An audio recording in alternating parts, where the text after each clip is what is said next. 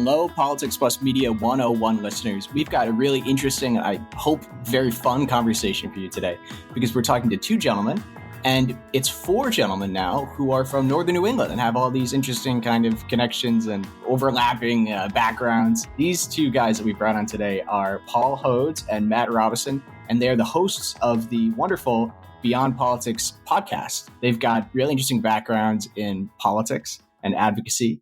And just like we said, they're both from the same home state that we are, New Hampshire. So Paul Hodes, some of our listeners may already know his name. He was a U.S. Congressman from New Hampshire's 2nd District, representing both me and Justin during Justin's time in high school in Concord, New Hampshire, and me for almost my entire life in that 2nd District in New Hampshire. Matt Robison, he was a congressional staffer. He was a political analyst, and he was actually the chief of staff for a member of Congress from Maine, Mike Michaud, who Justin interned for. So we've got these two brilliant gentlemen here with us today. Let me just start by asking you guys a little bit about your program, Beyond Politics. Tell us what we should know about the show.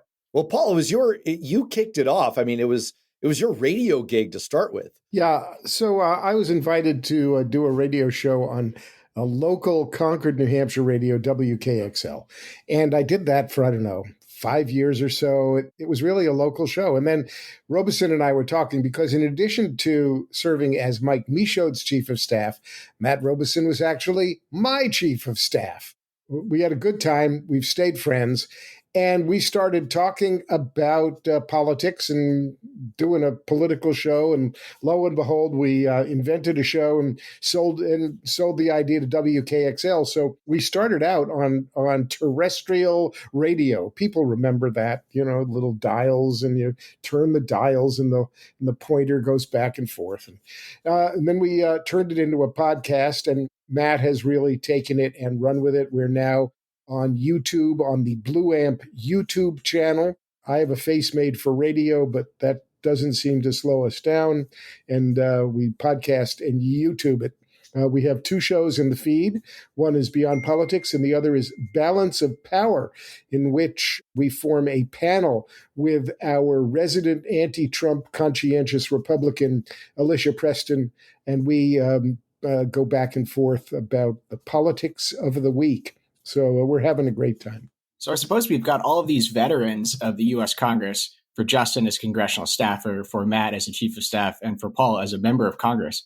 For me, I was myself a lowly intern for a member of Congress. And I didn't share this as we were preparing for the show, but it was actually the member who both preceded and succeeded Paul, Charlie Bass, during his very brief return for just one turn in the John Boehner era. And working in that office in Concord, that was the office for the 2nd District, as I was just an intern for a few weeks.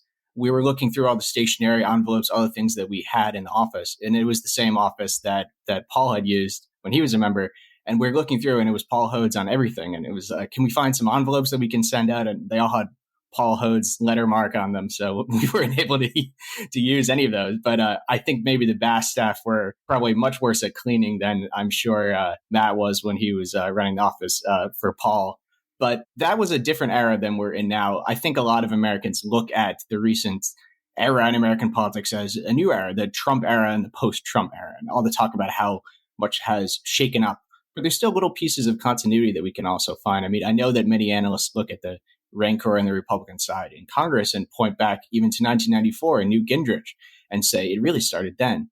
For both Paul and Matt, I mean, what do you see as different now than when you guys were serving, and what do you see as maybe some of those points of continuity?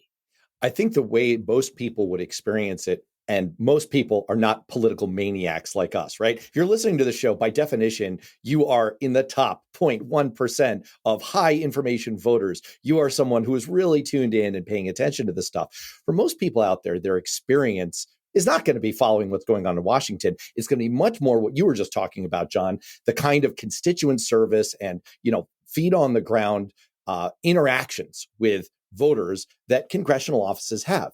Here's a big difference. Back when you were experiencing that transition between a Democrat and a Republican holding a congressional office, we actually worked pretty seamlessly with Charlie Bass's office, both on the way out and on the way in.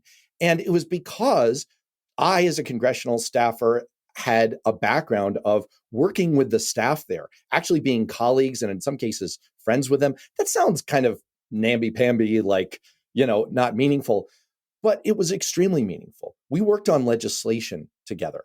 Paul's first and one of his proudest accomplishments as a member of Congress was passing Michelle's Law. He did that with a Republican, Mike Castle of Delaware. It would not have passed if it were not a bipartisan bill. And that bill guaranteed that kids who got sick couldn't get booted off their parents' health insurance just because they got sick. And there are people in America who are better off today because we could have that kind of bipartisan, I hate that big word, but like cross-party collaboration. And, it mattered for constituent service. I bet that there are thousands of people in Concord who, because we tried to work when Charlie Bass came back the second time after Paul left office, we tried to work with that incoming staff. We'd handed off cases of people who needed help around the Concord area throughout New Hampshire. And there are people who probably got a lot better help because we just hand off, hey, this is where we're at. The next set of staffers come in, the next congressman comes in. That is something that is almost surely not the case today. And who suffers? Regular people suffer. And I, for one, say that sucks. It's really funny that you use Mike Castle as an example, actually, because it represents something about where the Republican Party has gone. When Joe Biden became vice president, it was widely expected that Mike Castle would become the next U.S. Senator from Delaware.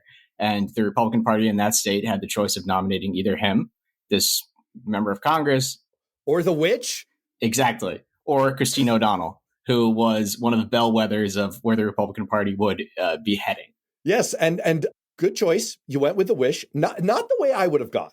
I mean, I think there was a lot riding on the witch. But hey, I think that's kind of, I don't know, Justin, you're the one who's, not to grab the question mic here, but like, you're the one who's kind of done something that used to be a lot more common. And you, John, you were just asking about what's different now. When I started as a congressional staffer around 2000, year 2000, it was common that people who were senior staffers would go back and forth from one party to another. And they carried a lot of institutional memory. And again, I think regular Americans are better off because the people who knew how things worked and how to get stuff done, they'd go back and forth and they'd help both parties equally. That's something that's gone. But Justin, you're a sort of a holdover from that old tradition. Is it things like the witch from Delaware that made you flee? I mean, you have an interesting story here. Like, is that what did it? It was partially the boss that like you and Paul have a great relationship. I had a great relationship with my boss, even though we agreed on practically no political issues that I was advising him on. He was good to me. So and there's loyalty and trust built up. But moving from a male version of the witch, a leader of the Tea Party at the time, Freedom Caucus member, to the RNC, and getting removed from the decorum in Congress, where even if my former boss, Tim Huelskamp, was a rabble rouser and maybe not following the decorum like he should have, or we pleaded with him to have followed, there was a sense of we're all in this together. He was friends with Democrats. Gwendolyn Moore, for example, proud Democrat from the Midwest. My boss is from Kansas, Republican. And they got along. They had drinks together, or they spoke on the floor together, for example, despite not agreeing on the president and not agreeing on taxation and all these other issues. What was different for me is moving to the RNC during the Trump campaign and getting away from the policy, getting away from people doing hard work day in and day out to trying to advance America because that is something you believe in as an ideal, passing legislation that you're not going to see on MSNBC or CNN because you have veterans in your district come to you and explain how broken the VA is. So you try and create a small tweak. But going to the RNC and seeing how politics is portrayed in a presidential cycle in the media with one of the worst, maybe the worst ever presidential candidate that this country has had in recent modern history, President Trump. You can say in all history. It's okay. Well, Paul, I don't want to go back to the Reconstruction and Civil War days because I think that there were pretty... You're thinking of Aaron Burr? Yeah, Jackson. There were some pretty contemptible figures. But I think that just experiencing it and seeing how the candidate and a lot of the members of the Republican Party at the time were more focused on getting a soundbite in national media than uniting our country was what basically drove me away. And that leads me to the question that I wanted to ask both of you folks, kind of along John's line of thinking here. People like to romanticize how it was so much better in the past. And I'm wondering, specifically with the media environment, was it a different media environment, I don't know, 10, 20 years ago? And materially, did that impact how members of Congress would react and come together? So here's a fun fact. When I got to Congress, there were no iPads. There were no iPhones. I don't remember if there was Google. There were Blackberries. We were given government-issued Blackberries. iPads, when iPads came out, they weren't allowed on the floor of the House of Representatives because the technology was too new and too crazy, and they didn't want any distractions, so they didn't want anybody using their iPads on the floor, and they hadn't figured out any of the security details for members to use all this newfangled stuff. So just think about it. I served from 2007 to 2011. Now it kind of feels like ancient history, but it's not that ancient, really. I was there, to help get Obama elected. And it was during that time that the explosion of personal devices beyond iPods. Remember iPods, people? iPods were music only, and you carried them around with you, and they were the little things, and it was incredible. Well, so imagine the iPhone, pre-smartphone, pre-iPad tablet era. And it does feel like you're talking about the Pleistocene era in Earth history, really like dinosaurs roamed the Earth and those dinosaurs carried Blackberries.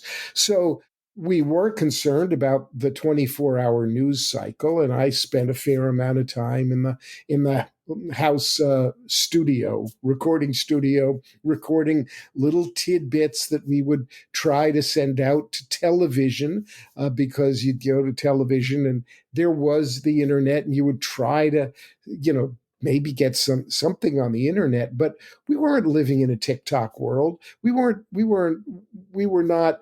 The gotchas were a little bit softer because the media was not available to turn things instantly into fodder for the X sphere, the former Twitter sphere, to go absolutely ballistic instantly and have it spread globally within 60 seconds. That was just not there. And that, I think, did change politics, and it changed the way politicians dealt with each other and dealt with the world, that weird world that the very few members of Congress and the Senate inhabit, where, remember, as I thought about it, we served different constituencies. We had our constituents, we had the national constituency, because we had to fundraise from nationally. Everybody fundraised nationally for their seats. And then you had the Washington, D.C. constituency, which was kind of the press and the Politico and the Hill and CNN and all of that. So you ended up dealing really differently with each of your constituents back then as you have to now. I'll tell you one thing that's the same, and I'll tell you one thing that's different. The thing that's the same is that from a staffer standpoint, you're kind of still going through the same exercise of trying to figure out what soundbite will play. Now, nowadays, you're doing that on Twitter or Facebook or Insta or whatever it is. And you probably got to figure it out how to do it like 15 different ways. And I might have to ask Paul to do an interpretive dance for TikTok. But, it was still the same basic exercise back then. So when we were doing the post Great Recession financial collapse hearings in Congress. And Paul was on the Financial Services Committee.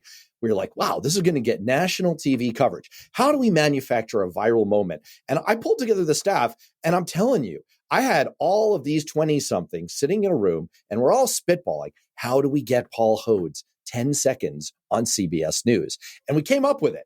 We've got to come up with a great acronym. And we sent Paul in there. Paul, you were in on this meeting. Like, you weren't just like a wind-up toy. You had some input here too. But we spitballed it, we came up with it, and we sent Paul into this hearing to say to the American people, AIG now stands for arrogance, incompetence, and greed. Boom, went viral. But that version of viral, right? Like on the evening news. But we didn't have the mechanisms to like turn around and do fundraising off of it through email and all that stuff that you do now. So that basic mechanism is the same. What's different is I think that's all that there is these days. And the reason that I was interested in doing a podcast and doing Beyond Politics and doing it with Paul is that what we're all about on Beyond Politics is going a little bit deeper. We don't want to just get stuck in the 24-hour news cycle and the creation of, it's like South Park. It's like, you're a towel. No, you're a towel. I mean, we're trying to understand a little bit better what's driving things. Why are things the way they are? It's kind of the same questions that you guys are posing. I think that's different. It's become very, very hard to not do that like Twitter soundbite type thing. That's what we're trying to do on Beyond Politics. We're trying to counter program. And that's what we're trying to do here on Politics Plus Media 101. So all of our listeners should obviously go over and listen to Beyond Politics as well as our show. Click the subscribe button. And Matt, what you're saying I want to pick up before asking another question here. I was watching late last night a clip from, it must have been the 70s. It was George Wallace, Peter Brokaw, I think, and a roundtable of generals. And they were having this debate on mainstream TV, like one of the main channels. And the question was whether, and there were active generals, there was Lynn Westmoreland, there were, retired generals. And the question was, if you're a U.S. military reporter overseas and you're embedded with the enemy, and you're part of a platoon that is about to ambush United States soldiers, do you basically give up your life and try and warn the U.S. soldiers, or do you keep quiet and let this horrible massacre of your countrymen happen? And there was a vigorous debate on television that could not happen today, whether it be any of the mainstream news stations. It was filled with people with completely differing views. They were clearly, the generals were just so offended. And then the journalists became offended that they each couldn't see each other's perspective. But there wasn't name calling. And it was a discussion that ended in nuance, with everybody questioning whether or not they were right or wrong. And that has clearly been lost. And we see that in the Republican Party with the way that everybody has kind of gravitated towards sound bites for OAN, Newsmax, Rush Limbaugh when he was around, Sean Hannity, Tucker Carlson. But my question is, how has it impacted Democratic politics? Because in the Republican side, which I understand very well, it's created its own ecosystem, but I don't necessarily see that with the Democratic Party and politicians reacting in a similar way to the crazy eight, as Kevin McCarthy calls them. Republicans are just better at communication and messaging, in my view. I mean, they always have been, and they are now. And so they probably use all, in general, they use all the tools available in a better way because they're evil. And they want to use fear and loathing as their motivating forces. And fear and loathing are so much more powerful than hopey changey.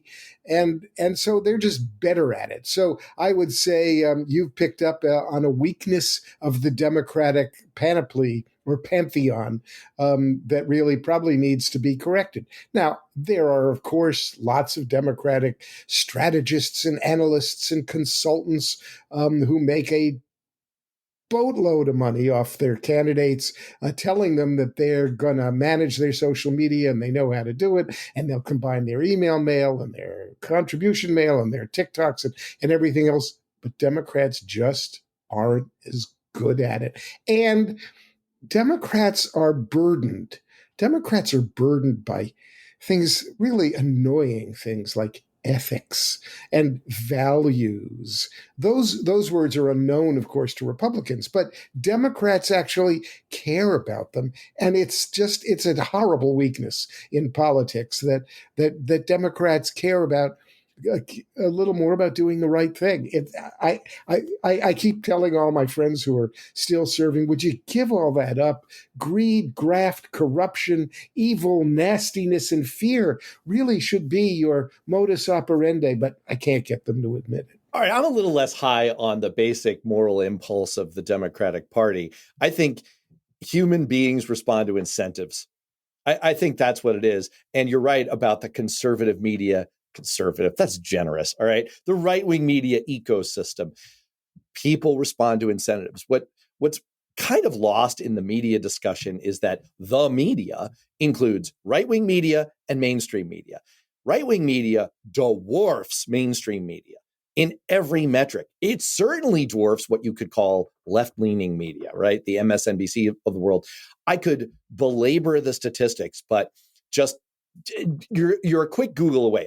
I hope our audience here will stipulate with me that the combination of right-wing media vastly outstrips the left-leaning media and the mainstream media.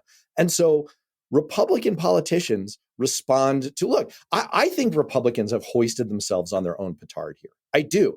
I think there are a lot of unintended consequences to projects to build the Republican Party that started 30 and 40 years ago. I've just put out a video on the Blue Amp channel. It'll be last week by the time people listen to this. And that is YouTube, correct, Matt? That is on YouTube. And I talk about the history, and this is a well-documented history of how right-wing activists created the religious right-wing movement in this country. And they did it cynically and fully aware that they were trying to gin up white evangelical voters and get them activated to support Republican candidates, not because of some affinity or some deep belief in evangelical Christian views, but because they would be a reliable source of votes. As the Republican Party came to rely more and more on that source of voters, it began to turn on its head. It was like a symbiotic relationship that became a parasitic relationship. And then pretty soon, it took over the direction of the Republican Party. Same thing with gerrymandering. Republicans had a very successful project, a $30 million investment led by Karl Rove in 2010 to take over state legislatures so that they could draw legislative districts. It was extremely successful. The problem is, by creating a bunch of protected hothouse environments for their candidates to run in, every race became, you're a rhino. No, you're a rhino. I could be further right-wing and more conservative than you. So what happens? You end up with a crop of candidates and eventually elected officials who rely on far right-wing votes in protected districts. That's the kinds of people that end up getting elected to positions. Same thing with the media. Your whole set of incentives as a Republican responds to what's it going to take to succeed on right-wing radio, Fox News, OANN, et cetera, et cetera. For Democrats, it's like, I got to get into the New York Times. That's sort of my dream. And the New York Times, they make at least a stab at, appearing to do both sides. And it's a different thing. It's read by 6 people. As we're talking about the media and the evolution of the media, I've got kind of a view on this. My background is in television, and I can sometimes be an evangelist for television, but I really kind of look at the mid-century and television in the mid-century as this golden era. And I think that what came before was really not so good and is in a lot of ways more similar to today. I think that there was this really rare situation in the mid-20th century where we had this limited number of broadcast networks, and they were limited by the government. They were limited because of theories about waves being a finite resource, and we could only allow broadcast on a certain number of waves. It was a much more regulated system. And so we only had really a few of these broadcast networks. There were really 3. And the responsibility that they felt towards journalistic accuracy and mainstream reporting, trying to be the news of record, was a really rare thing. And, that has been unraveling since the 1990s with the introduction, I should say, of cable. Of course, Fox News being the most notorious, and then the evolution into this online, much more complex patchwork of sources. But what we had there in the mid-century was so rare. You were able to have the moment when Walter Cronkite said, "We can't win the Vietnam War." And for so much of the United States to change the way that they looked at that issue because of that authority that he had and the credibility that he had. And it's the same thing around the Watergate scandal. It's the same thing around McCarthyism and the role that Edward R. Murrow played in disavowing Senator McCarthy. It's so hard to imagine any single figure having the stature that Murrow, that Cronkite had, and the ability to change the minds and inform people in that kind of way. And I think sometimes we think of now and then, but it's really almost like now, then, and now, because what came before this golden moment is a little bit more familiar to us today. What did we see before that golden era of network news? We saw William Randolph Hearst. We saw yellow journalism. We saw political pamphlets that were distributed by parties or labor unions or other advocacy groups being the way that so many people got their news. And so the way that we're living today is in a way a lot more like the way news consumers probably understood what was happening in the world in the 1890s and the turn of the century. That's really interesting. I'd never thought of it that way, but you're entirely right. I mean, the only difference being velocity, right? I mean, there's only so far that a pamphleteer can go. And I mean, we really saw the effect of that with misinformation in the 2016 cycle and sort of, what's known online as Brandolini's law, which is also, I can curse on this pod, right? You're not on terrestrial radio. It's called the bullshit asymmetry principle, which means that you spend far more time and energy explaining bullshit than putting out bullshit. And so that's become really hard, but that's an interesting insight. I mean, coming from your media background, sorry, I'm like answering a question or with a question here, but like coming from your media background, is there anything that you see from kind of the lessons of how we got out of that first phase, that kind of Wild West phase of media environment and got into what I think can reasonably be argued as a sort of a more stable and probably better media environment mid-century? Are there any lessons from that we could apply now to sort of unwind this insane landscape we've landed in? Well, I think the strange thing about that golden age that we're talking about is kind of what I alluded to, which was it was created because of government restrictions on media. And that's something that us as, small L liberals, which I hope most Americans are, whether you're a Republican or a Democrat, classical liberals, what have you, don't generally believe in, right? And it's so hard to imagine a situation like that being replicated at this combination of technological advancement, but also government restriction on that technology.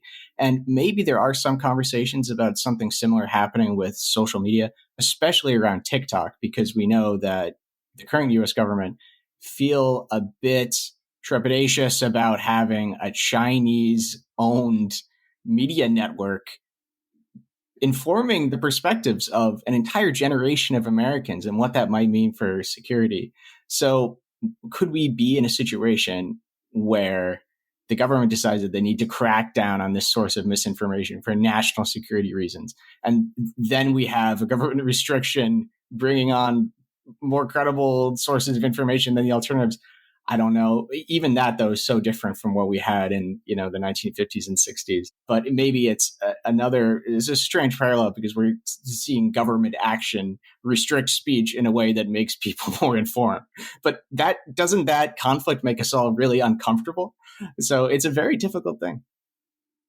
Could Trump exist without the current kind of social media that has created the environment where he could communicate the way he communicates as a, sort of a master of the Twitter sphere? Would he have been able to get his message out in the same way? I kind of doubt it. And I'll say I doubt it. And then the other thing I'll say is, if he gets elected president, you want to see somebody who tries to control media? Just you wait. I would be remiss if we're talking about how Trump came in as an evangelist for network television. I would be remiss if we didn't at least acknowledge the role that NBC The Apprentice and Mark Burnett played in his rise. I think we'd be unfair if we blamed it only on social media. There is some responsibility for us television heads as well.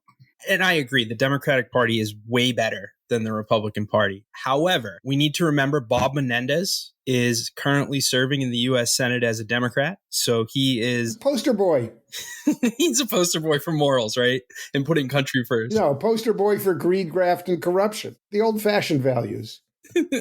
So I did just want to reference that, and he needs to resign tomorrow. But also, the discussion tilted into the Republican view. But I want to get your fellas' take on an issue that is going to be morphing into presidential politics, but it'll wrap up our congressional segment here. Recently, Congresswoman Rashida Tlaib was censured for, I believe it's a saying that she promotes, from the river to the sea, Palestine will be free. She is arguing that there is no genocidal intent there, no anti-Israel intent there. And Aaron David Miller, who we just interviewed on this Israel-Gaza for an hour and a half last night, he would disagree, as would many others. So she was censored, but it wasn't a party line vote like some censors tend to go. 22 Democrats joined with Republicans. And again, Republicans are led by an evangelical Christian. Mike Johnson believes the Earth's like 6,000 years old, completely nuts. But my first question is, would you both, if you're serving in Congress, have supported a vote like that? And the follow-up is, what does this say about the Democratic Party, some of the more fringe elected leaders, and where the young elites at schools like Tufts, where I went to, Harvard, Columbia, where are they taking the party if Rashida Tlaib is someone that is being exalted as what should be a Democrat? Well, Politics Plus Media 101 listeners, this wraps up the first part of a two-part show with the Beyond Politics folks, Matt Robison and former Congressman Paul Hodes. If you want to catch the second part of this conversation, check down in the show notes and click on the link to Beyond Politics, which will have part 2 published.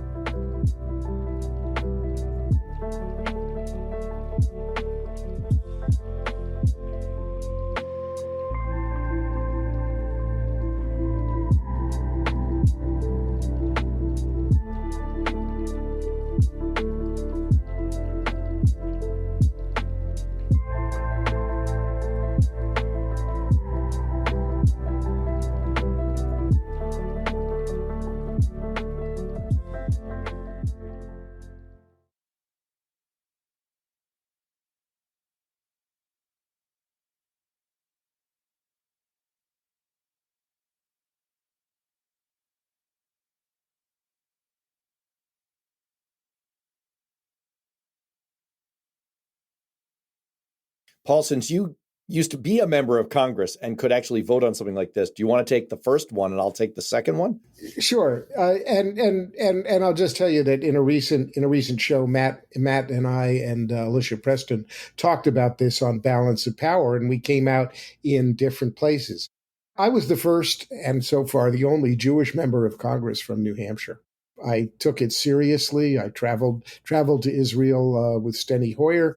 You know, I'm a delicatessen Jew, but I feel my cultural roots really, really deeply. Rashida Tlaib's statements were odious, horrifying, insulting, wrong, because to the extent that her statement is understood by and perceived to have genocidal implications, because that's what Hamas is about. They want to kill all Jews everywhere. It's horrifying. At the same time, I found myself hesitant to vote for censure because as odious as her speech is, I just found myself hesitating in saying that I would vote to censure her, partly because this all arose in a tit-for-tat censure round robin that was going on, that I thought was an unfortunate timing. I was surprised by my hesitancy because, in general, I'm a firm, deep supporter of Israel, and I also understand the background And I refuse to engage in both sidesisms about what's happened. Hamas has caused this. The mess we're in has been caused by Hamas, both for the terrible murder, the brutality against Israelis, and the Palestinian people are victims of Hamas. That's just how I view this. And at the same time, I hesitated thinking about the right of a member of Congress to speak what they believe. And at the same time, it's really I think there's a lot of conflation going on between terrorism, anti-Semitism by young people that reflects decades of teaching and a sore spot in our educational system about teaching history and understanding the role of terrorism in geopolitics. So the Democratic Party is quite riven at this point by the issues. And I think part of that gets to the second part of Justin's question, which is about the influence of young voters, young on-campus voters, highly educated elites. And look, there's a bunch going on here. One is that we know that the best way to understand the direction of the parties is to start to correct for and include in your polling and in the way you chop the data of what voters are doing, include educational level. Because what we're seeing is people who are college educated are skewing way further to the left. And we're also seeing the views of young voters and young college educated voters also skewing way far to the left, much further to the left than kind of traditional Democratic Party views, much more in keeping with the Democratic Socialists of America, AOC branch of the party. And Paul is right. That is creating a real challenge. And I think it's been hard for Democrats and Democratic Party leaders to catch up to that, in part because of what the political analyst Roy Teixeira calls the Fox News fallacy. The Fox News fallacy is just because something is appearing on Fox News and you know that it's mostly bullshit because they're trying to put it up there to try and make Democrats look bad, it doesn't mean it's entirely without merit. I'll give you an example. In 2018, you might remember that in the run-up to the election, Fox News ran literally thousands of segments about the caravans. Ooh, scary. The caravans are coming to get us. It was all immigration. Guess how much coverage of caravans there was the day after Election Day 2018? Zero. I'm not making this up. You can look it up. You can Google it, go to Media Matters, look it up. The point is, Democrats tend to look at statistics like that and say, see, they're just demagoguing. Immigration isn't an issue. Well, that's not true either. Immigration is an issue, right? Our borders are an issue. It's the same thing with progressive overreach on campuses. Just because Fox News chooses the juiciest examples to kind of put up as the poster children for the excesses of the Democratic Party, and we know that they have an agenda, and it's not a kind one, that doesn't mean that there's not some merit in that. I mean, there is. We're seeing it. I think everyone here is probably seeing it in their alma maters right now. It's a real thing that the Democratic Party has to grapple with. The views of young voters who are progressive leaning are out of step with the vast majority, the mainstream of the traditional Democratic Party. And that is a major issue. I actually don't have a solution for this. The final thing I'll say is I've done some statistical work about this. And 5 years ago, I wrote an article about this where I just pointed out that like the both sidesism of, well, Republicans are moving right, Democrats are moving left, wasn't really true at the time. Republicans were moving way further to the right than Democrats were moving to the left.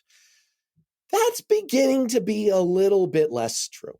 And it's because of these young voters. And it's a major challenge, and I don't have an answer for it.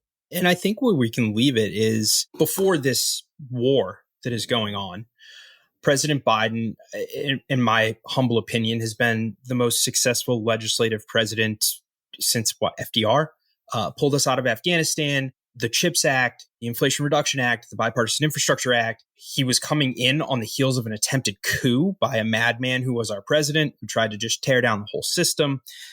And despite all of these progressive things, reshoring manufacturing through the CHIPS Act, addressing climate change through the Inflation Reduction Act, so much more.